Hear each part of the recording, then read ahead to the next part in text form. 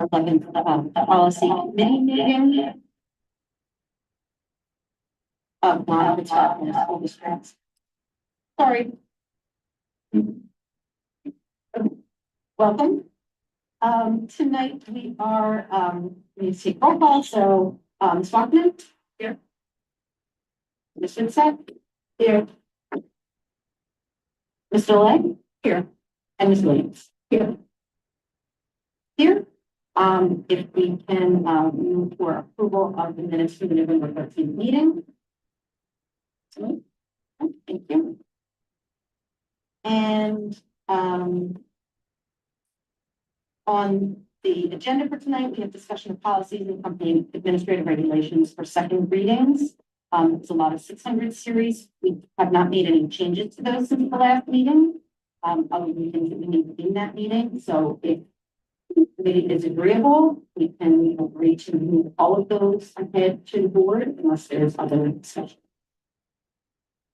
So these are the ones that just to remind everybody knows from recognizing minutes. These are mostly compliance related matters. We had one or two minor questions when we went through them last time, and then that was it.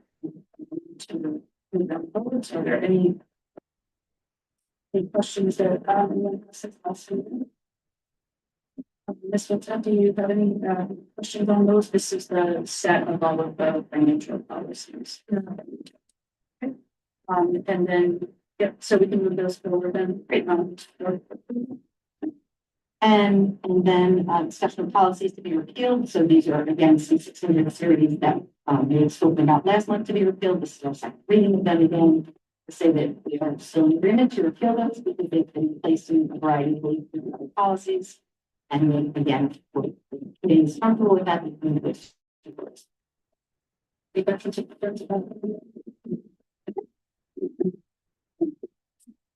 And any public comments on the second reading? Seeing none, I will move on to first reading. So discussion of policies and accompanying administrative regulations. We will start with policy 001, name and classification, and I will turn it over to Mr. Diazzi. Sure. So we're looking at a number of the local board procedures in the zero section of the manual. Most of these are routine review policies, not a whole lot changing in most of them, some things changing in a few of them, which I'll point out. But this policy 001 is pretty straightforward. It just talks about the official name of the school district, the makeup composition of the school district, and the address. Any questions about this one? No. Back to the first reading for the board. Policy 002, authority and powers. Same thing here in 002. There were only minor changes here to this policy, which just generally outlines the general charge of the school board with respect to oversight of public education.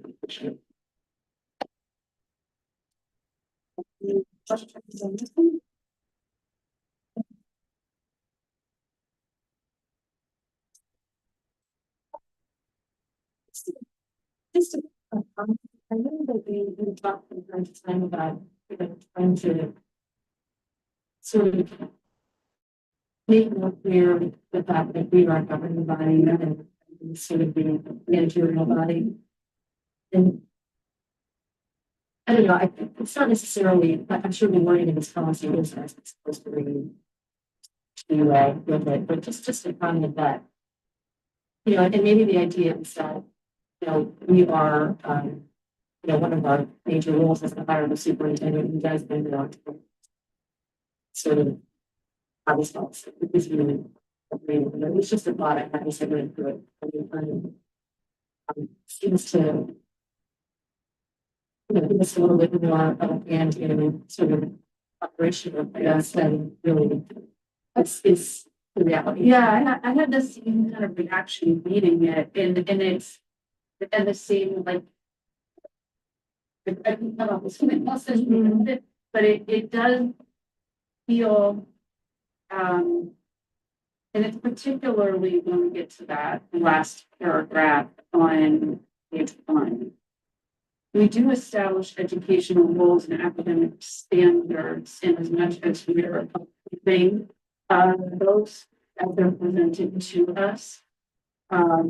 References governs the program of education.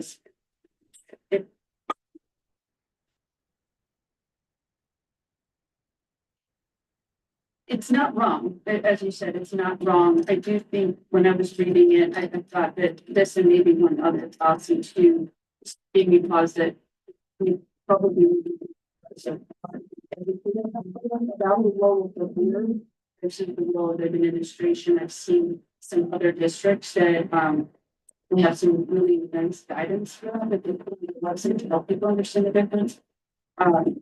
So I haven't done something that I would say, oh, we should change that. Go ahead. There is a policy 003 functions, which is not on the agenda for review tonight because it was last revised in 2022. But the title functions, it's functions of the board. And so there's 3 categories. It's the legislative function, which is the function of adopting policies. And this is laid out in policy 003. Adopting policies.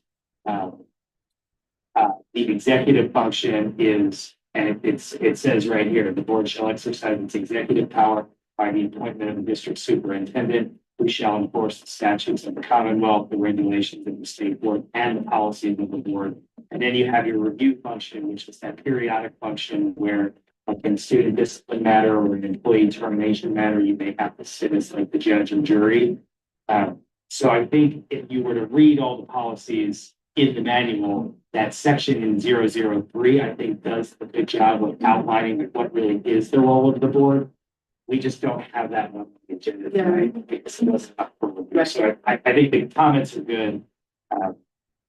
And we can certainly look to bring 003 back at some point in the future if the board wanted to look at it. But it was okay the way it was. It just been reviewed not too long.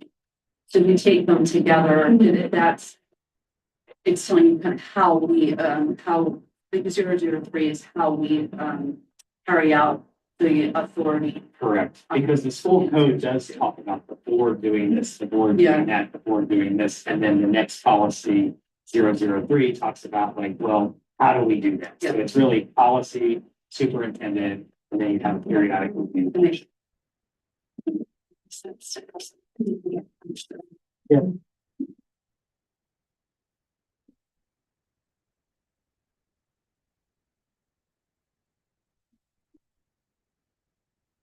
That takes us to policy 0.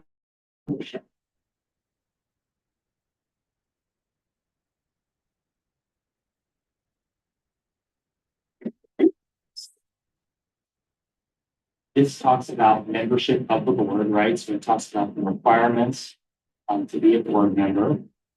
Talks about how vacancies get filled. Talks about the term and removal of directors, the orientation program. We added a provision that says that in addition to the orientation language that is sort of the local orientation that the board and the superintendent sort of put together for new board members. There's also training that's required by law in the school code. So we added that the local training doesn't replace this state required training. Let's see. Oh, there's 2. So there were 2 additional sections. One titled student representation and one titled code of civility. The student representation language doesn't bind the board to do anything, but if at any point in the future the board wanted to have student representation of new committees, this policy would give you the ability to do that. And the code of civility is language that is not, it's really just between board members, and it just sort of expresses the hope of how you sort of engage with one another. It's not really legally binding. And that's why it uses the words, the board expects its members to do this. It's just meant to set the tone and how do we work together as.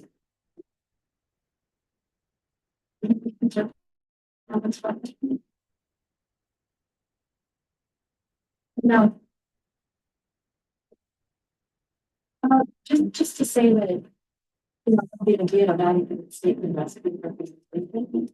I know that, one of the things that came up from the focus groups around the student research was this idea of, I guess, encouraging student abilities and extending up to student abilities. So I think that having that in here is great. I didn't realize that this was. So I guess because we already have representation during our legislative meetings, you're saying that this would be the goal. Yeah, so like, for example, Radnor has, student that sits on each of their committees. And they, someone that might be interested in, business or might sit on finance committee. Someone that's interested in, it's an opportunity to give, 3 more students or 4 more students an opportunity to sit at the table. And as all of you know, most of the work gets done at the committee level. The board meetings are fast. Things have been already moved forward. The feedback we got there was that students really liked that. They actually, and again, just using Radnor, since they also used to have a teacher representative in each committee. They weren't necessarily voting members, but they would sit at the table and they would ask questions. And they'd be more engaged on certain policies than others, but it was a neat way to have a connection, right, to the students, to the staff when you'd be dealing with, particularly with policy, right? You're setting policies for how they're going to roll it out. And it's a good resume. It's a really nice resume. Yeah. First, would our policy obstruct the teacher from like the institute? You always can. Yeah, you could. Yeah, And there's this policy would not prevent it? yeah, correct. Because there's no prohibition that you can't do that. So the board could always do that. And if, yeah, there's Is that something that the board would have to vote on? I think the president usually sets the committee structure, and so you would probably want to have a discussion with the president. With the president. Definitely interested. I love that. Really like that. Say that. This is the better. Yeah. Because we're. It's good to hear what's going on. And it's good to learn more. Response. Right. I had one question, which is under under the election section on page 2. So, election board members shall be in accordance with on a regional basis. And I think the on a regional basis language is needed. And is that coming out of see the reference to something about regulation? Is that coming out of regulation, or is that to recognize how we are organized in law as well? It's to recognize that you have 3 regions here, as opposed to 9 at large. So that has been something that has been questioned from time to time about why do we do it this way? Are the regions themselves geographically or in the population still people? I personally think that's something that we might want to revisit at some point in time, but if it's fine, it's in there right now. I'm not sure that I'm personally not sure that it's serving the best interest of the district anymore. It's getting very difficult to find people to run virtual work. And when you start restricting it, you have to represent everybody. You get here, not just a region, and it makes it very difficult to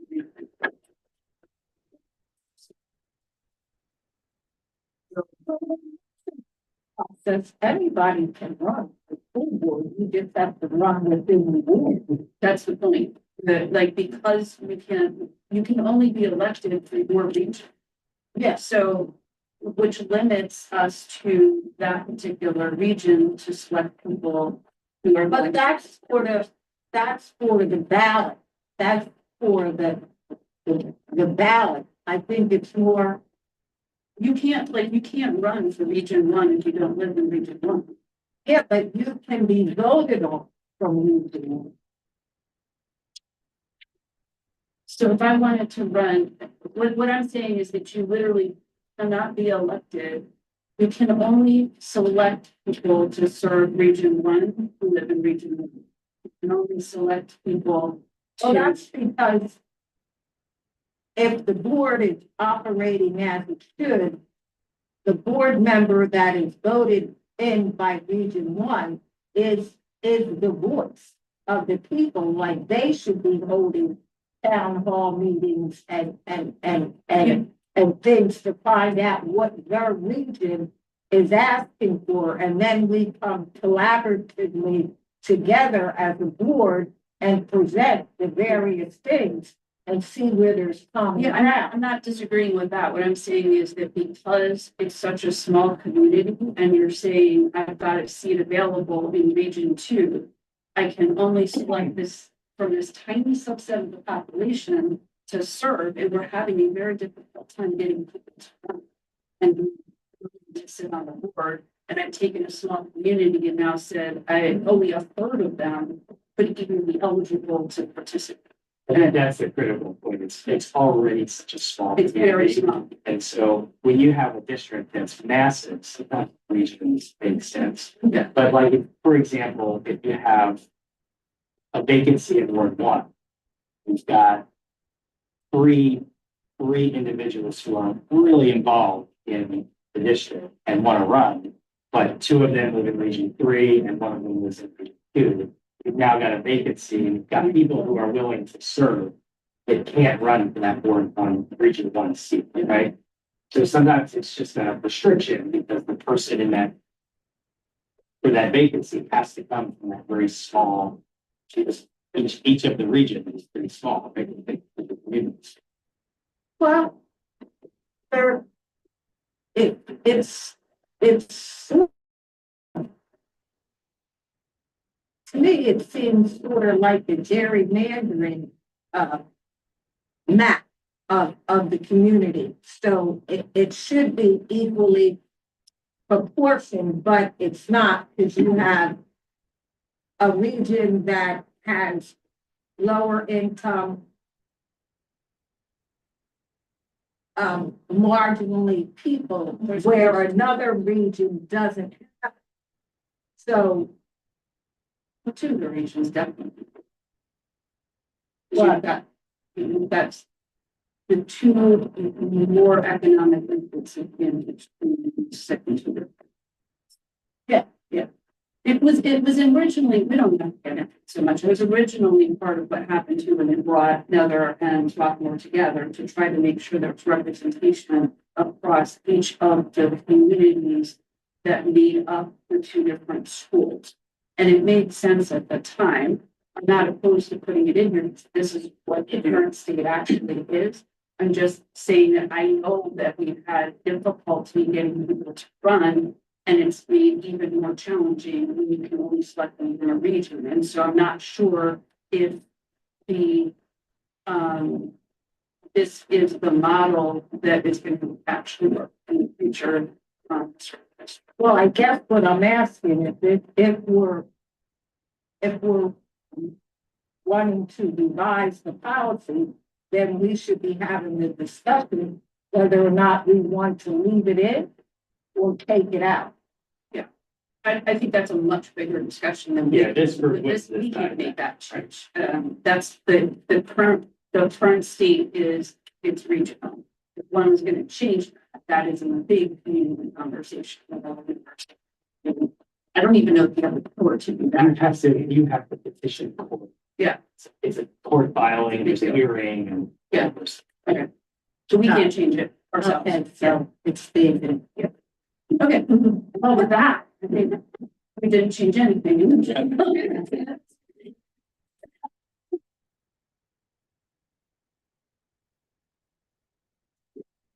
But good conversation. Moving to policy 005, organization.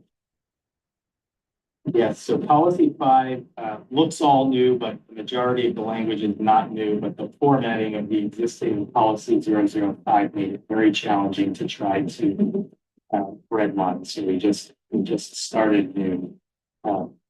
This policy talks really about the things that you do periodically your organization meeting, selecting your president, selecting your other board officers. Sort of a straightforward policy that's mostly compliance. And I have any question about this one?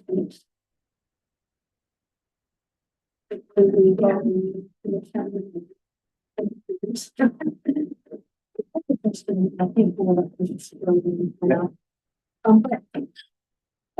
so I think the policy mentioned, voting on treasurer every day. Didn't we just vote on the treasurer? So I believe there was a vote on the treasurer because we realized that there was no, if you look at the treasurer is a one-year term. And the last time the board voted on the treasurer was back in 2021. So as Alana and I were going through the 600 financial policies last month, we realized that there was language in some of those policies about the treasurer shall do this, the treasurer shall do that. And we had this discussion about who is our treasurer, and that's really a business office function.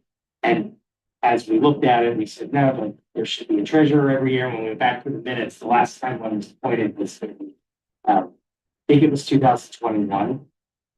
And even before that, it hadn't happened every year. So Dr. Scanlon said, it's already the beginning of November. We'll do that at our later meetings to get everybody else.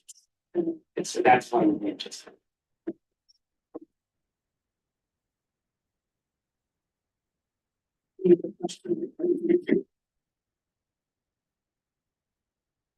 Does that mean that the redefined or Dr. Scanlon redefined the roles of the treasurer? Yeah. Like, so that it doesn't say this particular person or that, it just says the designated staff? So the board's required to periodically appoint the treasurer. So it was, the functions were being carried out. It was just that it was time, it was overdue for the board to redesignate that treasurer. Who did you end up with? Dr. Grande? Yeah, so that's who was serving the role. I have a question on the resolutions, number 2, the newspaper of general circulation. What is that? Is that?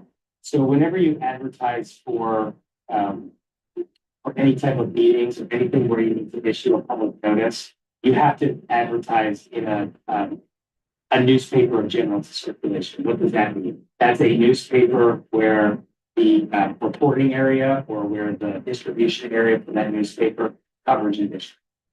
So I think that applies here.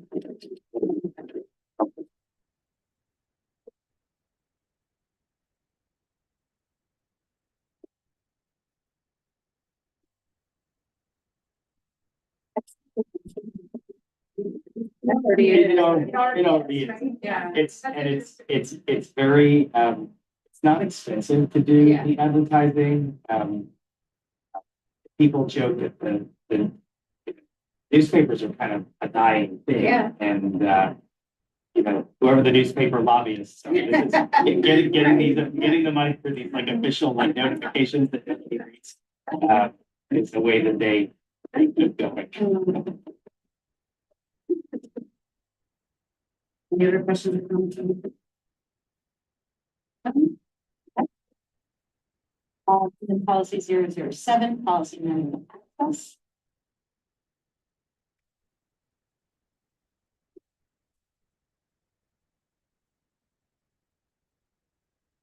This was an existing policy, not necessarily a required policy, but we left it and just made sure that it was accurate. Since the policy manual is online, it is available everywhere, anywhere there's an internet connection in the district.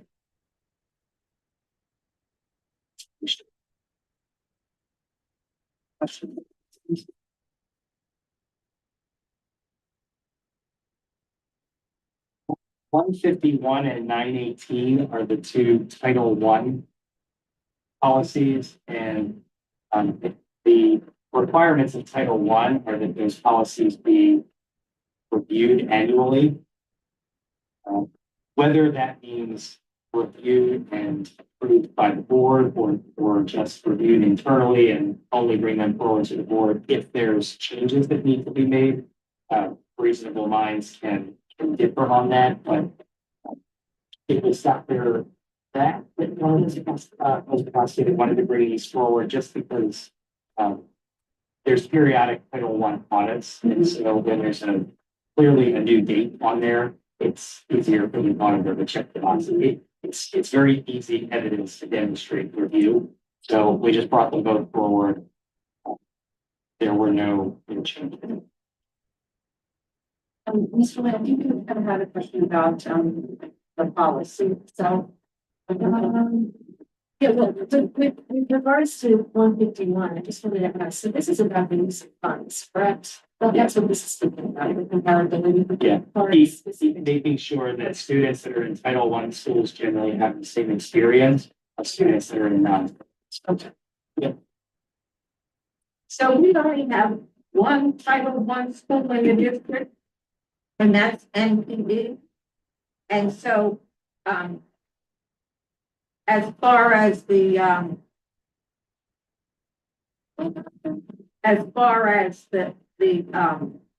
the AR says about the meetings and the reporting, that's all done by the principal. And the parent days and things like that, how are we checking to make sure that's done? Is that a role of the board? So you have a federal programs coordinator. And as I just mentioned, there are auditors that come in periodically to make sure you're doing this. Those audits come up every couple of years, but they check to make sure that you have a policy that's compliant. They make sure that you're using your funds the right way. They make sure that you're doing the right engagement with the community. They do all of those things, and they have like a charting. Go down the chart and check off that you're doing all the things, and they'll offer suggestions sometimes. If technically you're fine, but they think we could do things better. But is there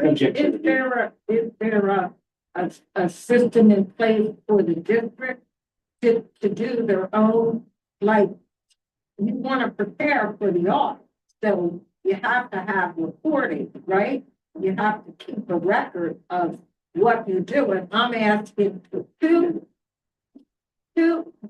is the designated person? Is it the superintendent that reviews? So the federal programs coordinator, the functionality of that role is still right now about research. So he really is responsible for the programs and to make sure that they're running properly, that they're staffed properly, funding that's designated for that staffing is used for that staffing specifically. And then between Carl and public that funding is still reading specialists. Those reading specialists in conjunction with the principal and the principal do those audits one-on-one, but it's still internal audits. Okay.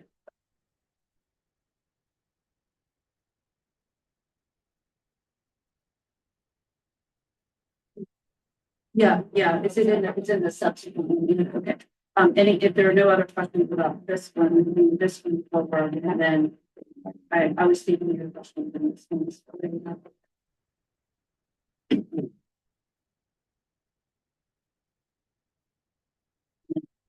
Which is parent and family.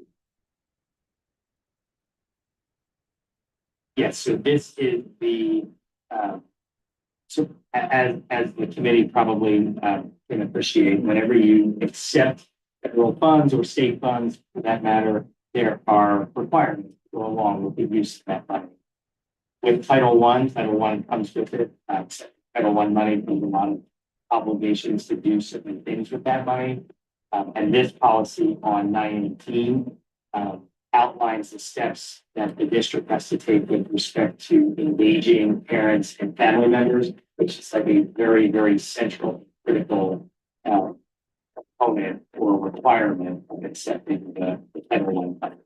A lot of outreach that districts have to do to parents and family members to work together to collaborate on how the Title I funding gets used.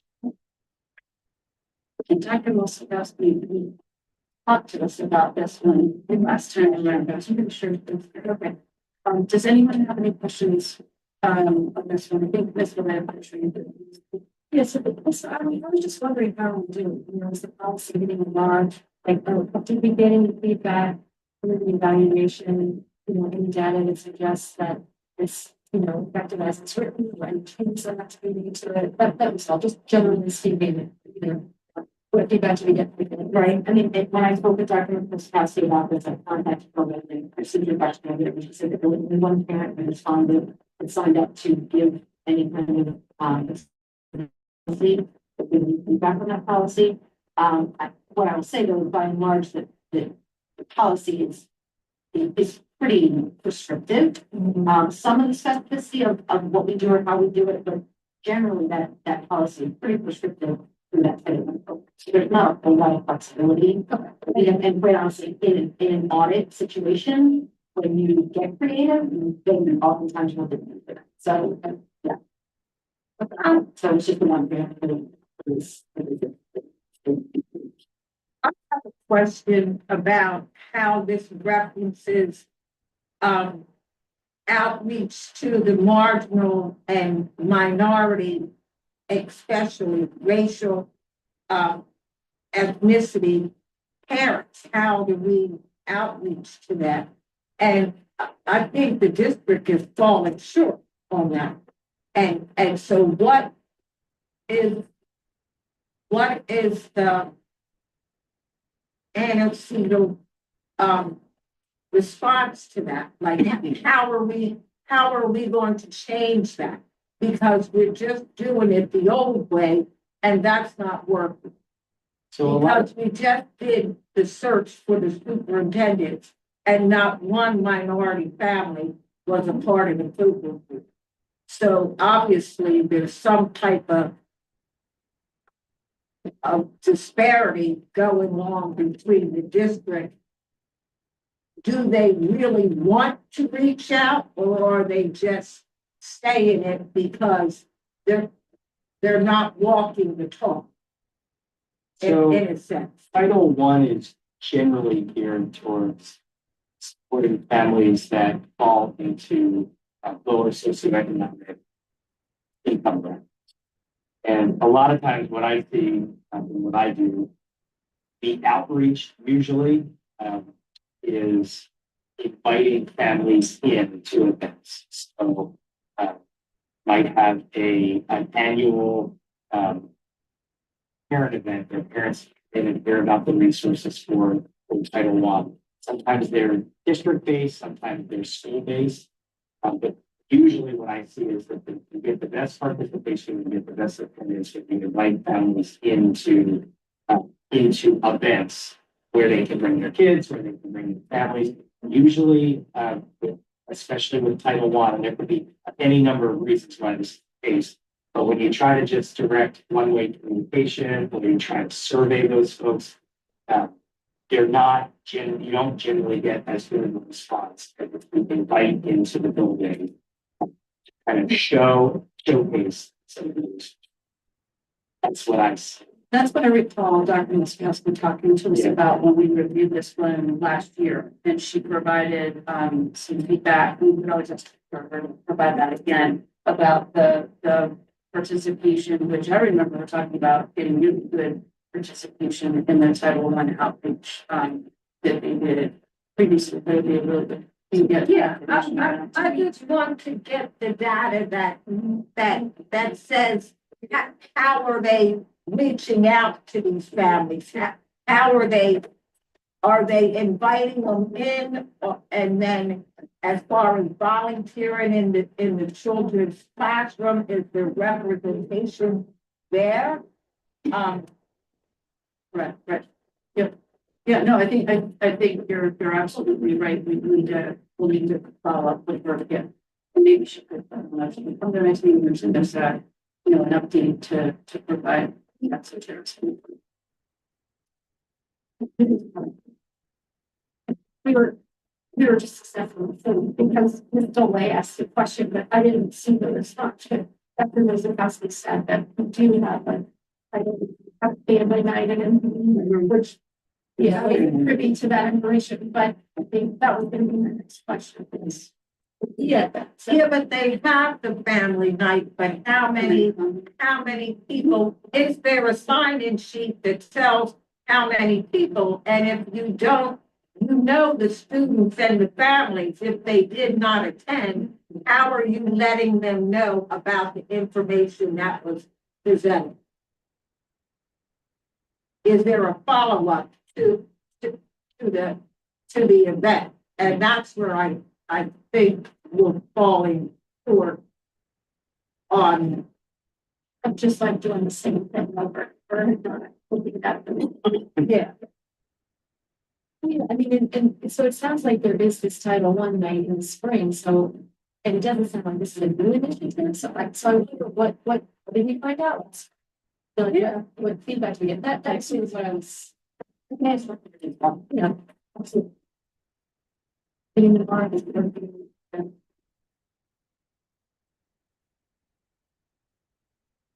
Obviously, something's running because we haven't lost the funding. And it's been at MPE now for how many years? Yeah. And what's his name? And Mr. Heinze is doing a wonderful job at leading the school and following the procedures, but he can't do it alone.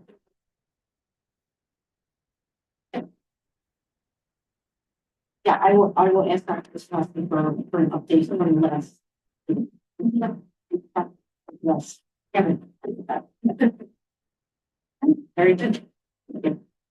So it's comfortable moving that forward to the board, and I'll get that other information for you as well.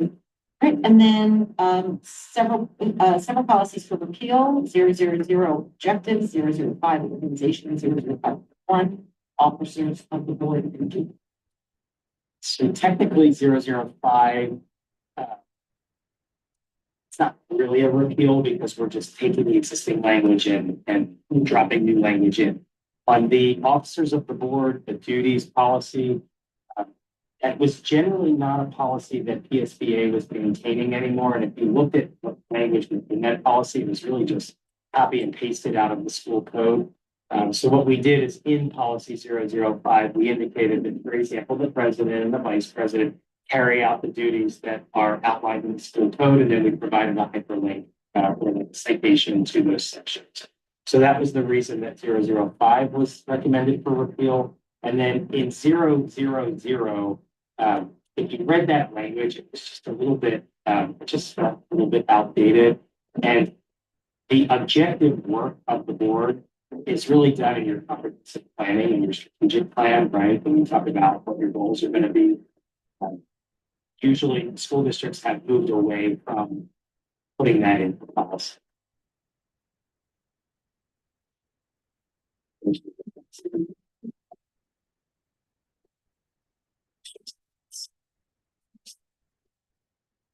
This was the one that, 000, which is such a funny number for the policy, was also the one that made me think these are also things that we can communicate more effectively and the website and so forth that around the responsibility of the things that we do. But that probably was like moving to it. Makes sense to me to take back here, but maybe some of that.